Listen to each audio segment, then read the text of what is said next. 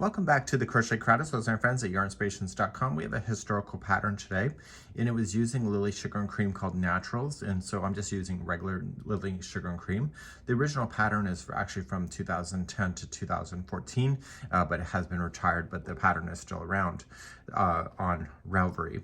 So I'm just going to show you how it's done. It's just technically a granny square, and I am going to use a 4.5mm size G crochet hook. I am a loose crocheter when it comes to cotton. Don't tell anybody. We don't want other people to know I'm loose.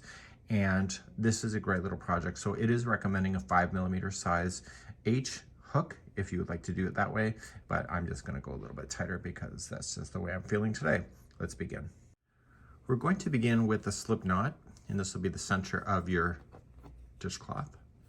And let's insert that on. And I want you to chain a total of 4. 1, 2, 3, and 4. And simply just go into the beginning chain, this first one, and insert your hook in. And then yarn over, pull through and through. And this will be a nice tight center ring for you where everything will go around. Let's move on to round number 1. So I don't know what the original pattern looks like right when I'm filming this, but I'm going to guess because it is a granny square after all, and I'm going to show you my way. So I'm going to start you off, and you're going to chain 3. That'll count as your first double crochet. And then in the same hole, the center, which is kind of tight right now, you're going to put in 2 double crochets. So just slam in your hook there somewhere and commit to being the center. Okay, and this will be considered one side. I am wrapping the loose end around the center of the ring so that it gets stuck underneath these stitches. When you get to a corner, which is next, chain 2, and then in the same hole or the center, put in 3 double crochet. So we have 1, 2, and 3. Then turn the corner, it's chain 2. That'll be consistent throughout the whole thing until the very end. And then you were going to put in 3 double crochet. So because of my experience with crochet, I can reverse engineer most patterns, what is done. So that's what I'm doing today. But don't give me a pattern and tell me to do it, because I just don't do it for everything. Okay, so we got one more side to do. So you got 1 side, 2, 3. So chain 2 to turn, and this is your last side. And there'll be 3 double crochets there too. Now I'm going to teach this in my way, as I mentioned, and so I want you to do the final corner with a half double crochet join, and this will put your corners specifically on the right path. So coming to the top of the chain 3, yarn over first, and then just do a half double crochet, and this half double crochet join creates the corner so that your stitch work is right in the corner for your next round. And let's begin round number 2. If you've covered over top of the straggler like I did, then you can just simply just cut that and you'll be good to go.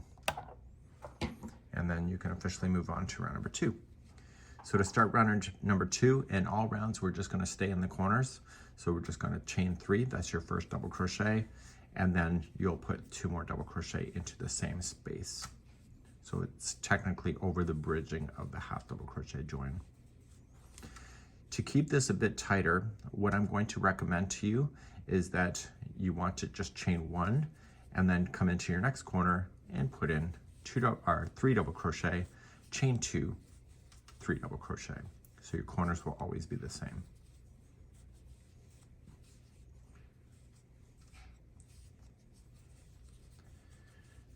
Now the only difference in this round versus the others is that the corners get further apart from each other, and we'll be talking about that when we get there. So before you start the next corner, chain 1 to reach over, and then do your next corner, 3 double crochet, chain 2, 3 double crochet. I'll keep going quietly on camera here.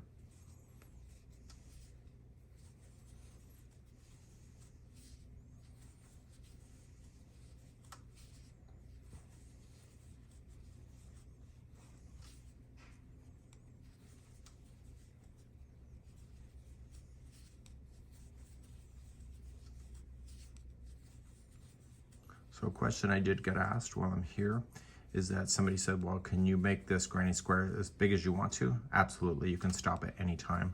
I sometimes feel some of the dishcloths that they provide online, patterns, or the dishcloth is way too big, so you can, with this particular pattern, you can stop at any round. When you get all the way back around, you've already done first half of the corner, so you're just gonna finish this corner with 3 double crochet first.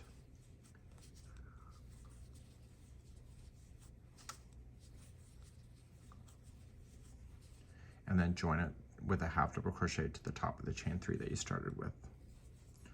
So this is round number 2. So I'll take you through round number 3 next. So round number 3 and the beyond, you're now going to have spaces in between corners, and they're always going to be handled in the same way. So you're going to chain 3 to begin, and 2 double crochet in. And then what do you need to do before you do the next spot, the space?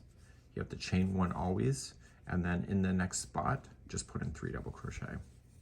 So you're really not looking for stitch work itself, you're just looking for spaces, which makes this sample pretty fast. So before you do that corner, make sure you chain 1. So you always have to chain 1 in between these groups of 3. So now the corner's next, so 3 double crochet, chain 2, and 3 double crochet.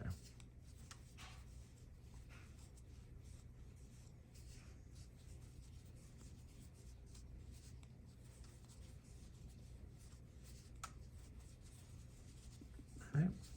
So what do you have to do? You have to chain 1 first, fill in your spot with 3 double crochet by itself.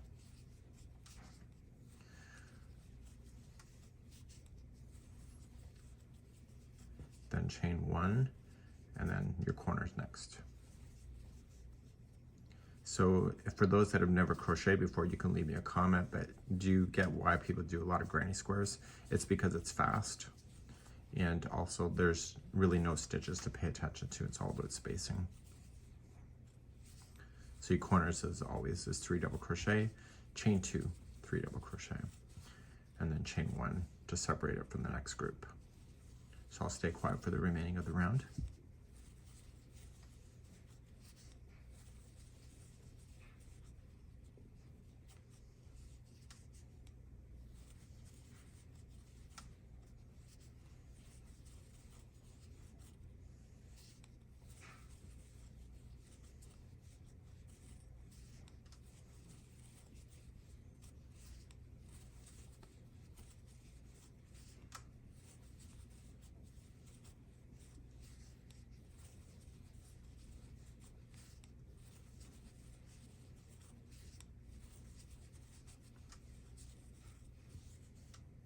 So I'm coming all the way back around. You can always leave like a little stitch marker if you don't recognize when you go all the way around, but you should be able to for the most part. Everybody learns differently, so use the tools that you know that makes it more helpful for you. So the last corner, you're filling in the 3 double crochet and joining it with a half double crochet join to the top. I'm going to show you one more round, and then there's a total of 10 rounds altogether, but 9 of them are going to be this, and the 10th round will be something else. Let's start off with the next round. To do the next round, just immediately just chain up 3 and put 2 double crochet into the same corner that bridges over that half double crochet join. Chain 1, and then you come to the next space. So every time you go around, more spaces appear between the corners. You know, it's kind of like my face and my head. Lots of air between my ears. So chain 1 after it and then fill in the next space.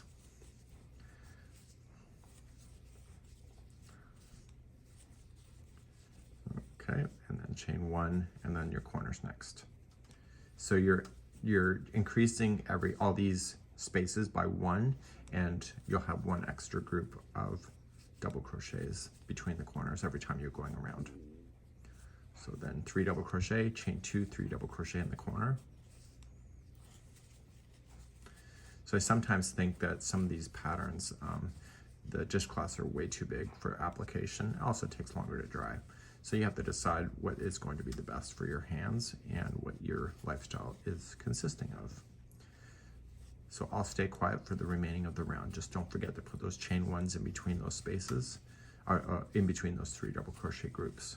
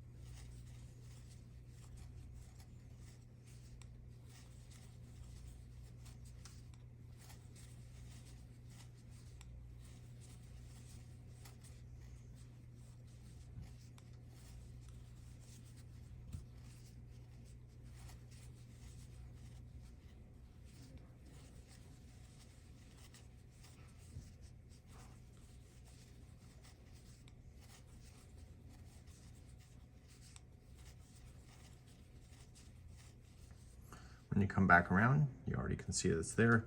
So just put in your 3 double crochet and then join with the half double crochet join to the top of the chain 3. Now this is how many rounds. Can you tell? You have round 1, so just count it up from this side. So round 1, 2, 3, 4. So you have to have 9 of these rounds. So I'm going to leave the rest of those rounds for you, and then I'll see you on the last round to show you how to finish. So please continue to go and just do what you know, and this should be good to go. So I'm back, and now I have 9 rounds complete. So 1, 2, 3, 4, 5, 6, 7, 8, 9. We're now going to go to our ending, and how we're going to do the ending is we're going to do single crochet.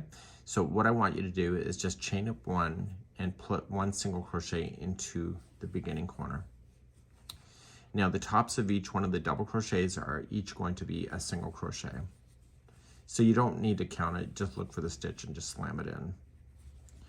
The chain 1 spaces, you're also going to put in just around the space of just a single crochet. So just remember that there's 1 single crochet on top of the doubles, each one of them, and then 1 single crochet into the spaces. So what I'll do is that I'll meet you at the first corner in just a moment, so put me on pause. So I'm heading into my first corner in just a moment, and when I get to the chain 2 space, just put in 3 single crochets. That's really typical for crochet to do that when you're using single crochet. So 3 right into the corner. Now, you're going to continue along and just continue to put in 1 single crochet into each one of the doubles and also to the chain 1 spaces. And so every time you hit a corner from this forward, you're going to put 3 singles in, and I'll see you in the last corner in just a moment. So I'm coming all the way back around, and remember that I only had you put 1 single crochet into the corner, so you're going to put 2 single crochets there and then just join it to the top. Now, that with a slip stitch. Now what you want to do is that you're going to want to secure this in properly with a tapestry needle. If you don't, then what happens is that this can fall out.